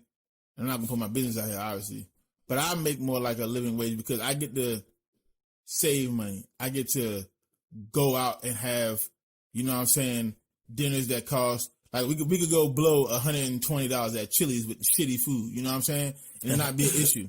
You know what I mean? Like we could go do shit like that. That's a living wage. That's because I'm actually living life. Like I'm actually doing shit that's like, okay, that wasn't an issue. Like I could maneuver my finances. And the only reason I'm doing that is because of obviously my business, but because I'm single. I'm by myself as well. So that's the only reason I'm living a living wage. Again, I'm doing this shit with a wife and 5 children and a mortgage. You know what I'm saying? And businesses. You know what I'm saying? So it's not easy. No. And again, I'm not saying we saving. We just balling over here. No, the fuck we not. No, we not. It's tight right now. It's tighter than what it was pre-pandemic. You know what I'm saying? But again, that's everybody. But yeah, we definitely it's if you looking at $15 an hour, like that's a living wage, bruh. To who? Who the fuck are you talking to? Who are you referring that to? Who is that based on? What data do you have that on? $15 an hour may have been a good or a decent, not good, but a decent living wage 15 years ago, maybe 10 years ago. Before all these tech companies started blasting the fuck off. Yeah. Google, you know what I'm saying, Facebook, whatever. Here's what I have about the $15 an hour minimum wage, right? And I've worked for $15 an hour, and you know it buys you the groceries. It does get you a little bump. The only major difference where it's going to affect people is that if they were making the $7.25, the $7.50.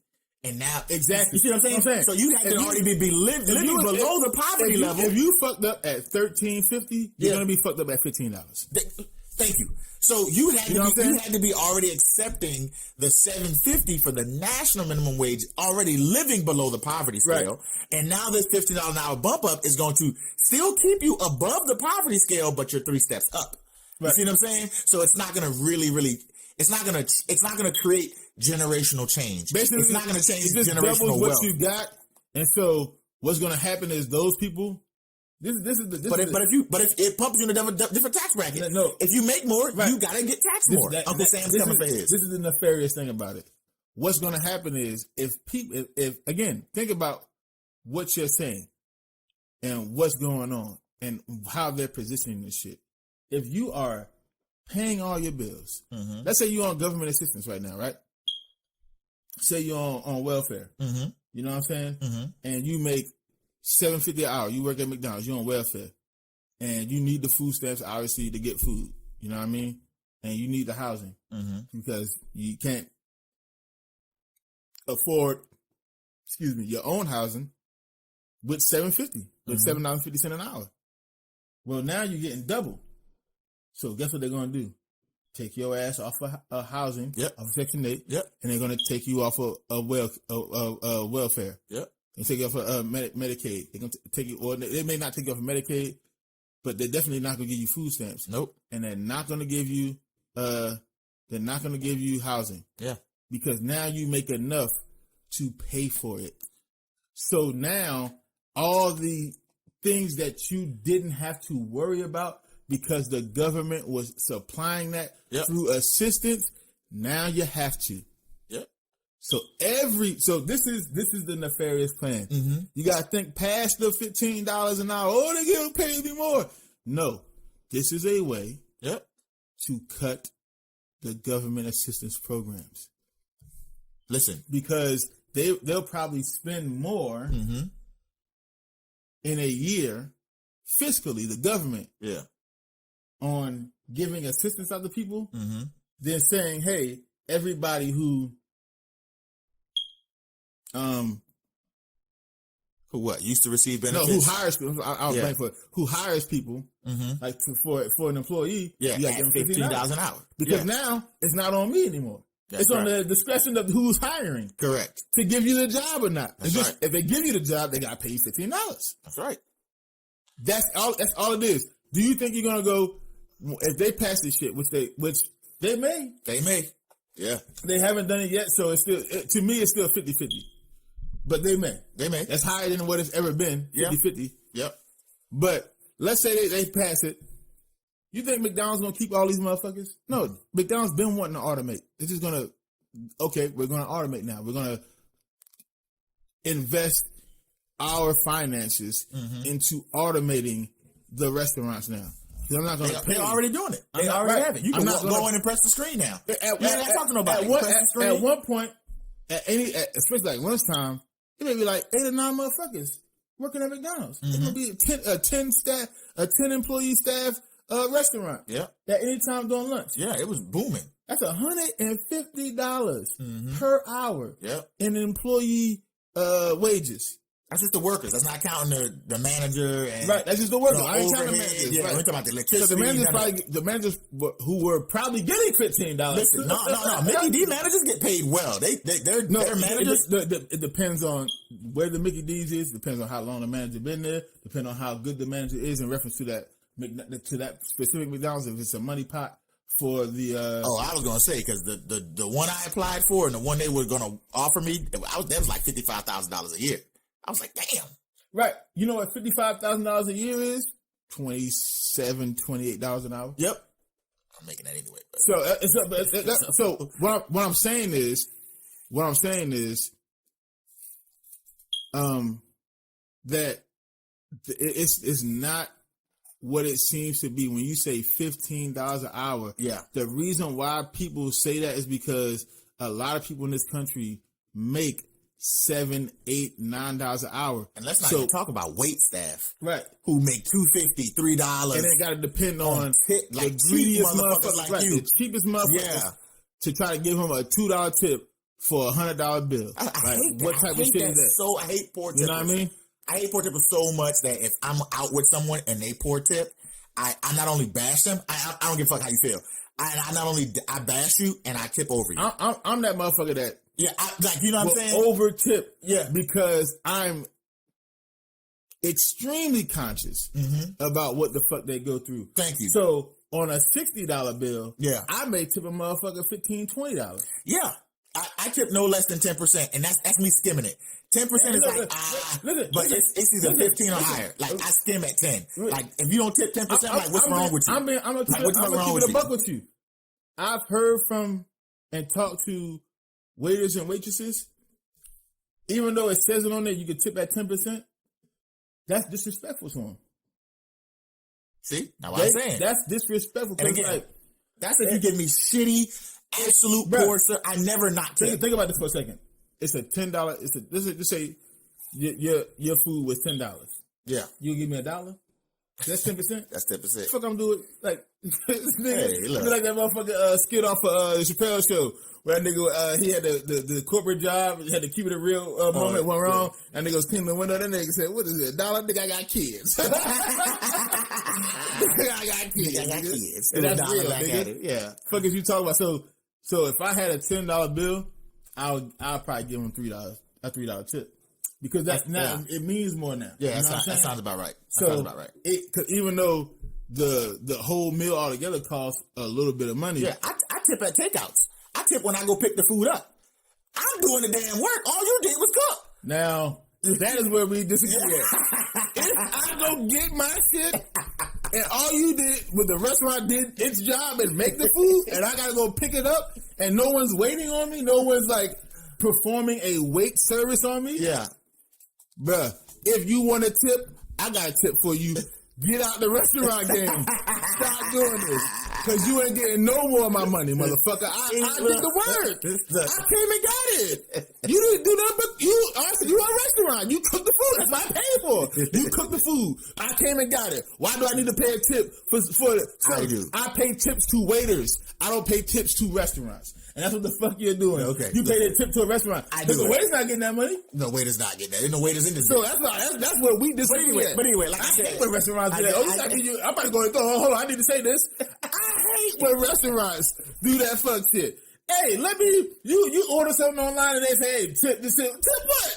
Tip of my nuts? Are you not getting tip my dick? You're not getting any more money out of me. What the fuck is wrong with you? Listen, you're not getting any more money. I hate restaurants that automatically add gratuity, and it's like, but on the menu it say gratuity for parties of 6 or more, and then when they bring you the bill, you're like, hey man, where this extra $30 come from? Oh, that's gratuity. It ain't nothing but 3 of us. It say 6 or more. Oh no, we add that on every bill. For what, bro? There was a restaurant in LA. I just recently came back from LA in October. There was a restaurant in LA that did that, and me and my best friend literally sat there and calculated how much gratuity was added to each check, and it was him and his wife, and it was just me alone. Their gratuity was like 2% higher than higher than mine, even though they were 2 people. I was like, that don't even make sense that I'm paying. You know, because of more people that add more gratuity. So, which I understood, but it was like gratuity, and then it was like, and you got to pay the tip. And I was like, yo, this only in fucking LA where they like, we're going to charge you more for just being here, and you got to tip us. I was like, yo, they do that LA, because the cost of living is so much higher out there. They're not going to get people to work as waiters and waitresses if they don't do fuck shit like that. Yeah. So they got to do it like that. So I thought it was crazy. It's the game. That's why I would not live in LA. I'm sorry. I cannot live in California. Yeah. Cannot do it. You know what I mean? But we getting on a tangent. Yeah, Tangent was the rest. We're not even talking about this. But $15 an hour signed by President Biden is not going to cut it. Listen what I'm telling y'all right now. I have lived off, don't get me wrong, like I said, I've lived off of $15. In fact, when I first moved to Florida, I was living here. We're making $15 an hour. Eventually, I was able to save, but it's definitely part of a living. It's not living wage, y'all. It's not a true living wage. I'm telling you the game right now, and watch what I tell you. Niggas gonna be like, we took that $15 an hour minimum wage, yay! And then your ass gonna be off of welfare. Your ass gonna be off of Section 8 housing. You like, why are they doing this? Because now you make a living wage. Yeah, you make enough to provide housing for yourself. That's correct. It may not be the best housing. You still may actually be in the hood, but it ain't going to be Section 8 anymore. It's going to come out your check now. Yep. You're going to have to make sure you have that $600 or $700 a month to pay your rent or to pay whatever mortgage you have. If it's $700 mortgage, you either pay the lot down or the house you live in was foreclosed upon and you didn't do anything. You're squatting basically. But whatever it is, whatever your situation is, if you don't pay your rent with your money, you're gonna be evicted. That's what the $15 is. The $15 is a maneuver to get the government out of the government assistance game. Correct. I'm telling you right now. Yeah. I put it on everything I love. Watch what I tell y'all. So with that being said, there's still they put that shit in the bill. Yeah. Well, Biden put that shit in his bill, right? In his proposed bill. Yep. With $1,400 checks, right? Mm-hmm. Bro, I'm telling you, they're not trying to give y'all any. It's countries in the world right now who are giving their citizens monthly checks that are like $1,000, $1,300 monthly. Since this shit started. Yep. Monthly. Yep. That's what they've been doing. So I'm just letting y'all know right now, man. If you thought that the shit was going to change once Biden was inaugurated as the president of the United States of America, you are mistaken. His vice president went on there. She already switching language up. And we told y'all about her too. Top cop. We told y'all about her. Everybody wanted to look at this black woman. And again, it's the same thing that happened in 2009.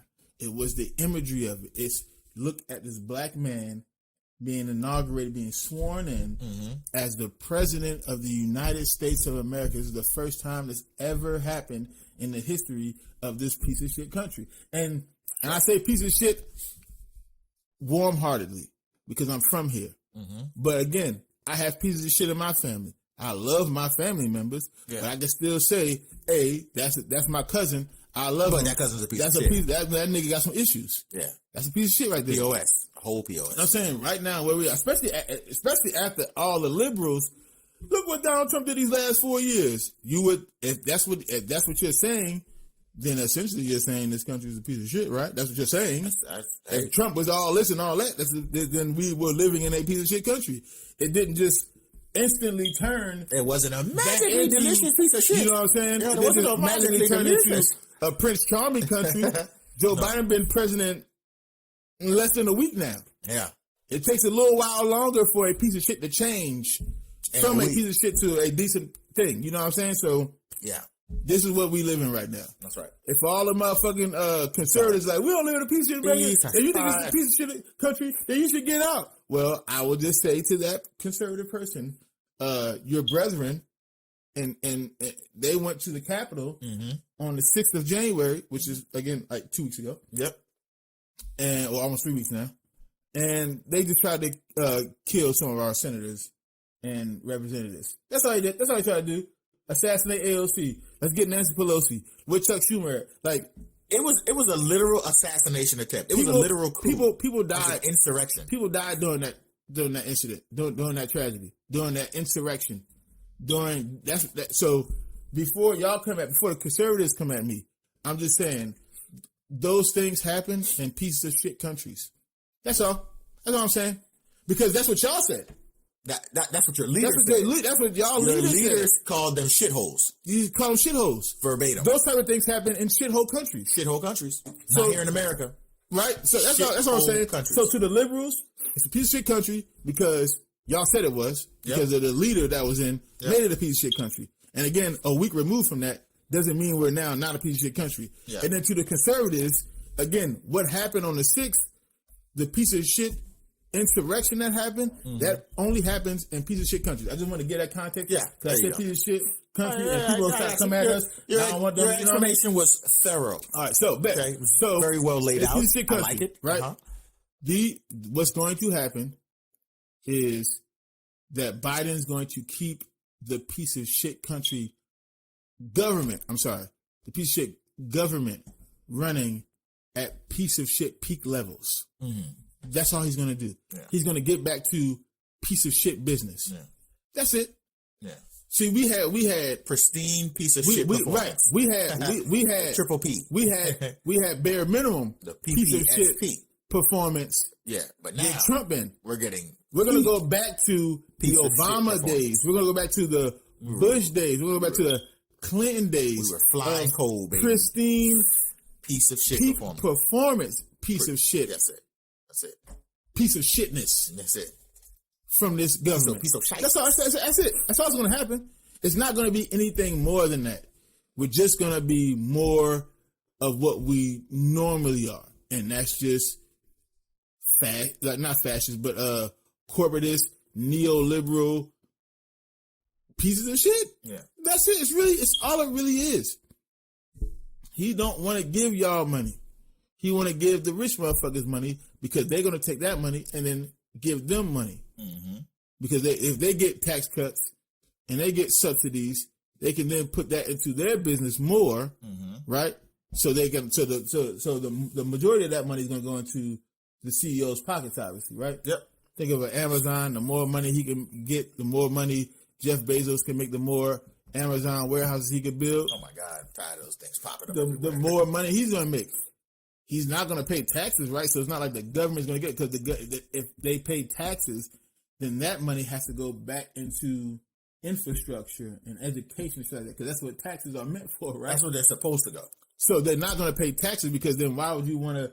If Amazon paid taxes for a year, it would damn near end homelessness. If they paid taxes for 3 years, it would end homelessness, and it could end all student debt. Just a couple years if Amazon paid taxes. But why would they do that? Why would I want my best friend Jimmy paying taxes for you motherfuckers? Yeah, why would I want that? Why would the government want that? Why? No. So what's going to happen is they're going to keep these tax havens, they can keep these tax loopholes for these giant conglomerates, as they always Apple, do. As Microsoft, they always do, yo. Facebook, Google, or Alphabet as they're called in the stock market. You know what I'm saying? Amazon, all these motherfuckers, they're all going to get. They're not going to pay any real taxes. And so what that does is it allows the businesses, the corporations, to then line the pockets of the politicians. Hey, appreciate the motherfucking tax cut.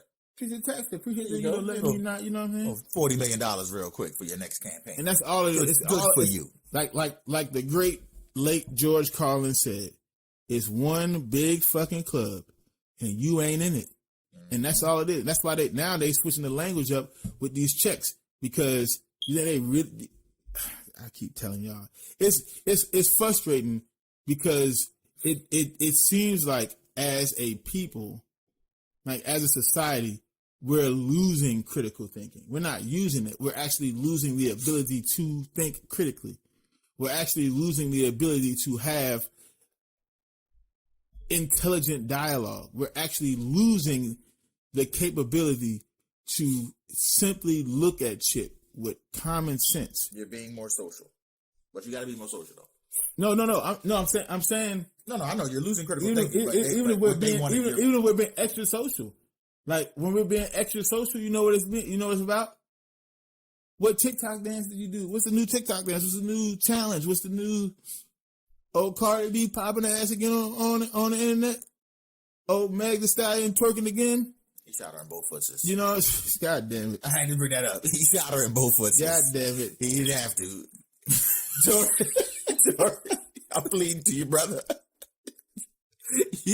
God damn, bro. It's not funny, bro. It's not funny, but you ain't had to do that girl like that. It's not funny, You ain't had to shoot her in both foot. It's not funny, bro. It's not funny. Because what she'll say is, you know what I'm saying, we're not protecting black women. And it's like, we bro, are. I mean, well, I wasn't there that night. I'm pretty sure if I was there, I wouldn't have allowed him to shoot you. No, we're going to talk about that in another podcast this week. Sorry, man. Sorry. Both foots.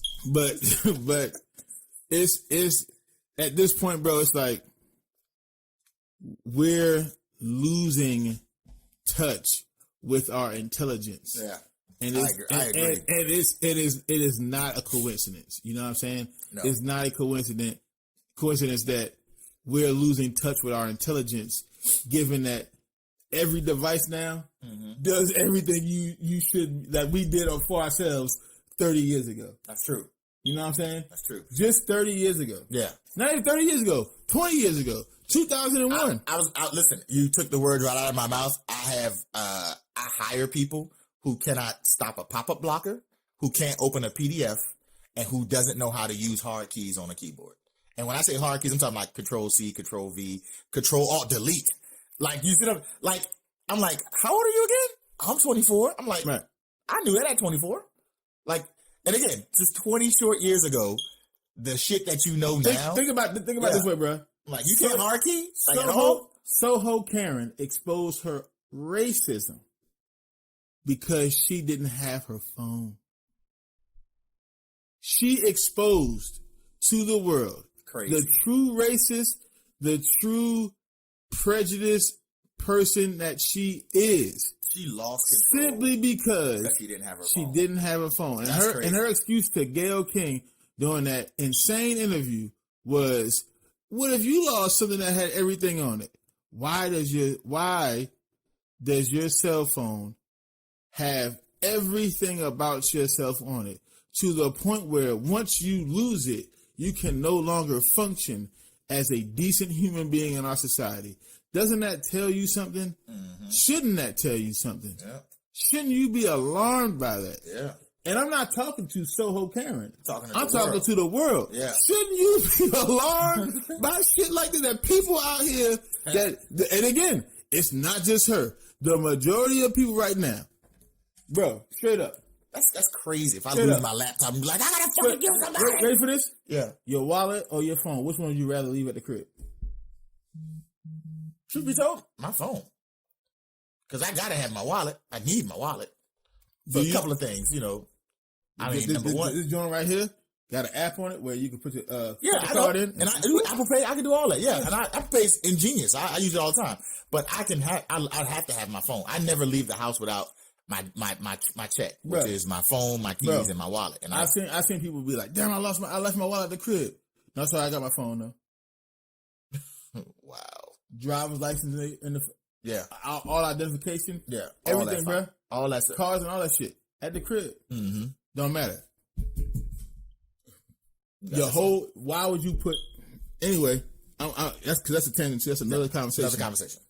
All I'm saying is, they don't want you to think critically. Yeah. They don't want you to debate intelligently. Yep. They don't. Is that a word? Intelligently. Intelligently is fine. That's a word. I will approve. They don't want you to have intellectual debates. Yes, of course. They don't want you to use your common sense, because the more that they can do for you without you thinking, the more they can do the thinking and fuck you over. Mm-hmm. It's real simple mathematics. It's not hard. They do it all the time. And so what our motherfucking job is here at the 224 podcast 224 is to make sure that we don't lose critical thinking, that we don't lose intelligent debate, that we don't lose common sense. Shit. So, we already told y'all that was lies. We told you that. Listen, we knew that was for all the liberals who think Trump was the liar of the country, and that's the only person who ever lied in this country. That's the only politician who ever lied in this country. Come on, man. Let's be. You lying to yourself. Now you're lying to yourself. Yeah, now you're lying. You ain't got a lot. Now you're lying to yourself. Your goddamn self. Like Kendrick said, you ain't got a lot of kicking, my nigga. That's it. You sure don't. You ain't got to lie. Nope. You ain't got to lie. No. You ain't got a lot of kicking, my nigga. No. You ain't got to try so hard. Nope. That's what what Kung Fu Kenny said to me. Yep. You know what I'm saying? Mm-hmm. And so I take that in my life. That's right. And I apply that shit. That's right. And so don't lie to me. Mm-hmm. I'm not lying to you. Joe Biden lied before. Kamala Harris lied before. Obama lied before. Mm-hmm. Nancy Pelosi lied before. AOC lied before. It doesn't matter what type of Democrat you are. Yeah. Could be a neoliberal Democrat. You could be a Justice Democrat. Doesn't fucking matter. If you're a politician and you lied, predisposed to lie. And so what I'm saying is because these people will lie, you have to keep them honest. Yep. And the only way you keep them honest is pressure. Staying on the edge. Stay on the edge. Listen, you lied about that shit before. And before votes come up, okay? Before you give people power, because that's what the vote is, power, you need something in return now. Yeah. Not later. I can think about that, or we can sign it. No, I need it now. I want that shit right it's now. It's my money. I need it now. J.G. Wentworth. It's my money. I need it now. It's my vote, and I need it now. That's right. I need it right now. Straight up, and that's how it's supposed to go. You cannot get my vote without something in return. Not that pillow talk shit that y'all been doing, and it's got to be tangible, and it's got to be impactful. I want whatever the fuck it is, tangible and impactful right now.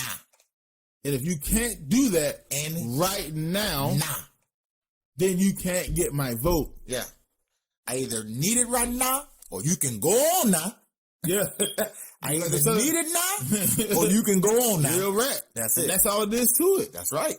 Real rap. You cannot get my vote anymore without giving me something right now. Right now. I don't give people, that's not how that works. That's how it's supposed to work. That's how exactly. And the fact that you saying that's not how it works, you haven't like dove into why it works like this. Yeah. You haven't dove into why are they telling me this shit? Why does it work like this? Why do I have to keep giving them my vote? They're not giving me anything else. Mm-hmm. So that's it. That's all I'm saying about this shit. You got anything else you want to say about nigga? I have nothing else to say about them. They lied to y'all. They lied to us. They lied to you. They lied to you. No. You right. They lied to us because we are a part of it. I don't want to make it seem like it's us versus them. No, they lied to us. They lied to us, man. You know what I'm saying? But for the people who voted for them, who went out and drove in Atlanta and Savannah and Macon and Waycross and Valdelia, all those motherfuckers who voted, who turned the state of Georgia blue, they lied to you. And what are you going to demand? And this is just the first lie. Yeah, but what are you going to demand? What are you going to demand for your vote? Nothing they can, what are you going to demand Warnock right now? And what's the dude's name? They can't do John. They can't do anything for the next 2 years because you already gave them the power. But what I'm saying is, in those 2 years that they're there, what are you demanding of them? What are you as the people putting on them to have happen in Georgia? What's the change you're going to see? That's the further thing. There's really not a lot they can do. Unless they're gonna go and be like they're gonna do not as violent, obviously, but you're gonna have to go down to these buildings, to these city hall buildings, these capitol buildings, and you're gonna have to demand protest. You have to say, "Hey, listen, we're not leaving from this spot, and we will make everyday life for you a living hell until we get what we demanded before the vote." That's the only thing they can do. Is basically now at this point is protest. Yep. That's it. You have nothing else because you gave them the power before they gave you anything. The relationship at this point is not equitable. There's again, and I say equitable because it's not equal, right? Yeah. Because you're just saying check on a little box, and then they get a ton of fucking power. Yeah, that's it. So it's not equal, right? Power, money, influence, but all that. It can at least be equitable. For the check mark on this ballot or the dot in on the ballot, what are you going to give me? So it may not be apples to apples, but it can be equitable. I give you the power. You know what I'm saying? You give us $25 as the federal minimum wage. Yeah. That's more of a living wage. That's more of a living wage. Yeah. I don't know if we can do $25. Then I don't know if you get this vote. No. Go ask somebody else. Yeah, there you go. Fine. Ask another state. That's, again, because they're getting a ton of fucking power. They're going to be able to make laws and change laws. You understand what I'm saying? they're going to make hundreds of thousands of dollars, millions of dollars. They do all the speaking tours and shit that usually politicians do. Yeah, they're gonna be set financially. Most famous politicians are good financially. Nancy Pelosi is worth $100 and some odd $million. Mm-hmm. You know what I'm saying? Mm-hmm. She's fine. She's a fucking politician though, but she's straight. You get what I'm saying? She good. Does she have a living wage? Is her pay going to be based off of the federal minimum of $15 an hour? You already know it's not. Let's be honest with each other. They do that shit to keep you in line, my nigga. So all I'm saying is, if at this point you can only do really one or two things. Yeah. Protest peacefully or protest violently. And we're not advocating for violent protests. We advocate for stern. In fact, you know what? I don't advocate for protesting at all. How about that? Because protesting really don't work. Straight up, to be honest with you. I was getting ready to say that. Protesting really don't work. You said we're not advocating violence. We're not advocating violence. I don't advocate violence. You know what I'm saying? Not anymore anyway. I advocate standing your motherfucker. That's what I do advocate. Let it happen. Protect yourself. That's what I advocate. Yep. Mm-hmm. And if protecting yourself means being violent, then shit, that's what the fuck it means. But I don't advocate get off into some gangster shit. Let's do this. Incoherent, untethered, unprovoked violence. You know what I'm saying? I don't advocate that type of shit. Yeah. But I also don't advocate protesting either, because at the end of the day, it don't fucking work. Because all summer we protested for George Floyd, Breonna Taylor, Ahmaud Arbery, and then this shit happened in Ohio with the kids with the subway. Oh yeah. And the shit, you know what I'm saying? It doesn't work. Straight. Let's be honest with each other. Especially the black people. Look, we've been marching for 60 years and ain't shit. We marching longer than 60 years. Just saying, ain't shit. Protesting don't work. Just throwing that out there. Protesting don't work. Let's keep it a I don't advocate violence. The power that you do have, understand, according to this system that was put in place, money, power, is money and a vote. Yep. Those are the things that these people really care about: money and votes. If you don't have money, you at least get a vote every 4 years, every 2 or 4 years. You at least get one of those. But you know what's so crazy about that, Jay? I'm just thinking about that is that you got 200 people at 200 people at maximum, keeping millions of people at bay based on what they fucking saying. Just, you know how much of a system of control that is? Listen, you voted me in. I now have the power. I'm going to do what's in your best interest. But as I'm fucking you over, I'm telling you to stay in line. If you think about it, because it's about I think it's like 200 and some people in the House. That's what I'm saying. So plus another 50 in the Senate. And then you think about judges and shit. Let's just say, as far as government officials is concerned, let's say somewhere in between 500 to 1,000 people in our country. Yeah. Because you think I'm talking about like local judges too, like mayors, things like that, right? Let's say anywhere from let's say 1,000 people in our country really affect the way you live life every day on a daily basis. Yeah, and they're keeping you in control. They're keeping you in check. That don't seem like some fucked up shit to y'all? They're keeping the millions and millions of people in this country in check. Listen, based on their own prejudices, their own agendas, and they're keeping you in check. 1,000 people versus, we can get 100,000 people to come to a city. You can get 100,000 people to go to an NFL stadium. Yep. You can fill an NFL stadium with 100,000 people, but that 1,000 people, when they march into that stadium, they somehow control the entire the crowd. I don't understand. It don't make sense to me. So all I'm saying is, get your wits about yourselves. Yeah. When it comes to this political game, when it comes to your interaction with our government, because you'll start to realize that right now it's very non-equitable. The power is one-sided. Yeah. And you really don't have any say in what happens, because you've already given them the vote based on how they spew their rhetoric to you during the campaign season. Oh, we're fighting for the soul of America because Donald Trump is the biggest threat to our democracy. Is he now? Donald Trump is the biggest threat to our democracy. I thought the Patriot Act was. Have you ever read that before? I'm talking to the people who listen to this podcast. Have you ever read the Patriot Act before? If you haven't, please go read that. That's a bigger threat to our democracy than Donald Trump would have ever been. Mm-hmm. Even if he had the nuclear football. Yep. Even if he had all the nuclear codes. Doesn't matter. He would never be a bigger threat than that piece of legislation. Yep. COINTELPRO. Programs like that. J. Edgar Hoover's got buildings in just about every city in the country. Bro. And he openly told you he systematically targeted the African American community for destruction. Bro. And he still got statues, busts, buildings, awards. Bro. He systematically told you the greatest threat to America is black nationalism and black unity. And he still has buildings in just about every FBI building. It's called the J. Edgar Hoover Federal in every city. Savannah's got one. Jacksonville's got one. Atlanta's got 2 or 3. Every federal building's called the J. Edgar Hoover FBI building. Just throwing that out there. Bro. The episode we talked about last week was censorship. Mm-hmm. I mean, you got tech executives calling for other tech companies and social media platforms to start fading niggas. Mm-hmm. Yeah. To start getting niggas up off the platform. Yeah, destroy them. Because of what they're saying. Regardless if you agree with it or not.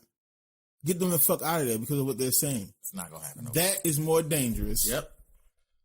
Than any president who has been sitting. Yep. That's 1 through 46. Yeah. That's more dangerous, bro. I'm telling you. I'm gonna leave it at that. I'm done with that shit, bro. I concur. So if y'all listen, man, the conversations got to keep happening. Yeah. And gotta keep happening. We appreciate the growth on Twitter for real, man. We appreciate the growth through our social media, on Instagram, on Facebook. Yeah, listen, man, we really do appreciate everybody. Keep doing it, man. Let's have the conversations for real, bro. Yeah. Y'all go to Twitter. Yep. Y'all go to Facebook, Instagram. That's right. You know what I'm saying? Go to our YouTube channel. Everything social media is at the 224 podcast. That's at THE224 PODCAST.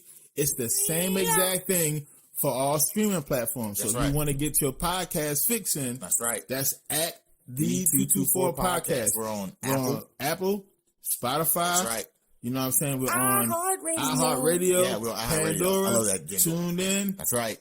Everything. Podbean. Everywhere. Podcast Addict. We're everywhere. So y'all go get that shit. Y'all go and ingest this intellectual debate. This intellectual intellectual information. This critical information. There you go. It's critical thinking, man. And at the end of the day, just to recap, Buckkerz, and that situation. Yeah. No, listen. Piece of situation. Piece of shit situation. Yeah, there you go. I can't call him as a person. I'm not gonna say he's a total piece of shit. What I will say is from the anger issues, but you're not a good person, dog. Yeah. Let's be for real. You seem like a turd. No. You know what? You know what? Let me not do that. Cause that's kind of like, dog, Buckkerz, you are a piece of shit right now. That's right. But it can change. And you can change. And only you can protect forest fires. Yes. Only you, my nigga. It sounded like it was going into a school special. Now he says, Smokey says only you can protect against wildfires now. He doesn't say forest fires anymore. He says wildfires now. I'm just letting you know what he said, my nigga. He said wildfires, nigga. Why you looking at me like that? The nigga say wildfires now. He don't say forest fires anymore. He say wildfires. The nigga say wildfires now. Okay, got it? Okay, good. All right, man. Damn. All right, even Smokey PC. Damn. That's what the nigga say. So Park Ranger Bear made himself. To everybody who saw that video, who has a large platform and is advocating. Do your research first. Advocating for him. Not even do the research. Advocating for him to have his child taken away from him. Again, the man's married. I'm going to go ahead and assume that he's married to the mother of that child, so they have a family. So what you're advocating for, before the government steps in, before there's an investigation, before a social worker could come in and see what the dynamics of the household is, what the dynamics of the relationship is, what the dynamics of their parenting is, before any of that shit happens, before we get any real context to see if this is a actual good household or not, and if that was just an incident where he blew the fuck up, he got some anger issues, or if that is the norm, you want to take that kid out of their hands. And I'm saying, before y'all keep going on with that type of advocating, just let the government or not the government, because again, the government fucked up. But proper agencies. But let the situation play out how it's supposed to play out properly. Yeah. Before y'all say take the kid away from me. Again, it may end in the kid being taken away if that's what it needs to happen. And if that's what needs to happen, fine. But then now you can't just stop there, because then if you care about that kid, the next step is the foster life. The next step is everything else that goes into it. So y'all gotta make sure before you advocate for something that is going to have a completely life-altering ripple effect on that child. On that child's you life. need to make absolutely sure that that is the right course of action to take. Otherwise, you may doom that entire family, and not just those three people, mom, dad, and child, but grandparents, aunts, uncles, everybody who would have been affected by that child and those two people. So before y'all start advocating for just ripping that child out of the household, make sure it is the absolute only decision that could be possibly made in that situation. That's all we're saying. And for the other topic with the checks and balance, we just went through that, y'all. Come on, they lying to y'all. Yeah, now they trying to change the language. They lied to y'all to get the votes. Now they're gonna lie to you to say this is what we're gonna do for y'all, and you're gonna accept it. You wanna know why? Because unless you absolutely protest, unless you say, you know what, and I'm not talking like protest like go to the building and say, oh, hell no, we won't go. No, like India did a couple months ago, like the people in India did. I ain't going to work. Fuck that. I ain't doing nothing. I'm not putting money into this account. I don't give a fuck. I want the stock market to straight crash. That's the only way they're going to know that y'all not fucking around. Yep. But most people in this country ain't gonna do some shit like that. Ain't got the balls. So you gonna accept what they give y'all, and that's the fucked up thing, and that's what we don't want y'all take it like they serve it. We don't want y'all to do that, but I feel that's what's gonna happen. But yeah, that's all I got. So if you ain't got nothing else, nigga, we're done. I'm gonna go ahead and sign off on you, motherfuckers. Listen again. Listen to this podcast on all streaming platforms. Yeah. Hit us up on social media. Have the conversation with us, bro. I'm active with it. I will respond to you niggas. You know what I'm saying? Because that's what I respond to niggas. I got time today. I don't have time all day. I don't have time all day. People. But especially on the weekend, I got time today, cuz. All right? So jump on. We love y'all. Love everybody. We love all of y'all. I love everybody. Remember, keep thinking. The shit is not illegal yet. You understand what I'm saying? True. It's not illegal yet. We love y'all. This is Jay. I'm Tyson. This is the 224 podcast signing out. We love y'all. Peace. We'll see y'all tomorrow. We out.